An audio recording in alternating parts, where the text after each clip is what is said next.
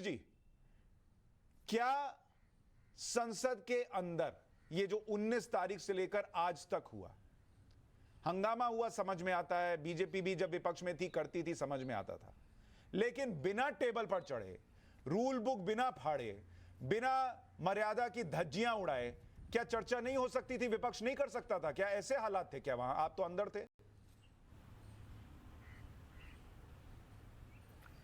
सुशांत जी, सबसे पहले तो मैं आपको बधाई देना चाहता हूं कि आपका ये जो कार्यक्रम है राष्ट्रहित, इसकी बहुत आवश्यकता है। और जहां तक सवाल है हंगामा, माफ़ कीजिएगा, मैं इसको आतंक कहूँगा। हंगामा होता है मगर थोड़ी देर के लिए होता है, और हमारी लेजिस्लेटिव असेंबली कहते हैं, पार्लियामेंट, राज्यसभा का मकसद क्या है? मकसद एक है, कानून बनाना। और आप टेबल पर चढ़कर मतलब किताब फेंकते हैं, वो भी रूल बुक, मतलब क्या, कॉन्स्टिट्यूशन। आप 2 मिनट के लिए सोचिए कि आप सुप्रीम कोर्ट में हैं, लॉयर है, आपको एक जजमेंट मिला, आपको शायद पसंद ना आया होगा। अब यदि लॉयर यदि चढ़कर वो कुर्सी के ऊपर फेंकता है कॉन्स्टिट्यूशन की किताब, तो उसका अंजाम क्या होगा? ये पार्लियामेंट अपना मंदिर है।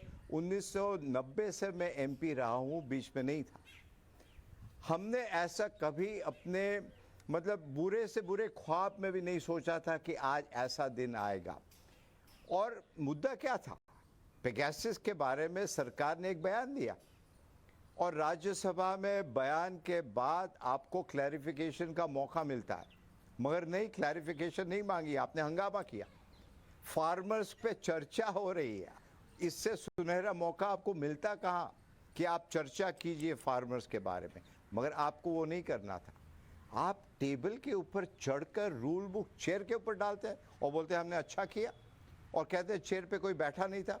वो जो चेयर होती है ना, वो एक आत्मा होती है। वो चेयर में हम कोई जाके बैठ सकते हैं? कभी कभी नहीं बैठ सकते, जब तक हम लोग ये सोचेंगे नहीं। मैं आज सुशांत जी ये समझता हूँ कि पूरा लोकतंत्र खतरे में होगा यदि सिविल सोसाइटी, हम लोग सब मिलकर, वो कोई भी पार्टी का हो, हम पार्टी विशेष की बात नहीं करते, आज यदि सिविल सोसाइटी बैठकर ये नहीं सोचेगी कि ये कानून बनाने का मंदिर जो है उस पर हमला हुआ है और इसकी सजा ऐसी मिलनी चाहिए। सर, सिविल सोसाइटी का तो छोड़ दें सर, हमने फिर से प्रताप सिंह बाजवा से पूछा कि कोई अफसोस हो, शायद रात भर सोए हो, घर गए हो, किसी ने पूछा हो कि ये क्या करके आए हो, कुछ तो अंतरात्मा जागी हो। वो कहते हैं हम फिर यही करेंगे, हमको कोई अफसोस नहीं, हम फिर यही करेंगे संसद के अंदर। अब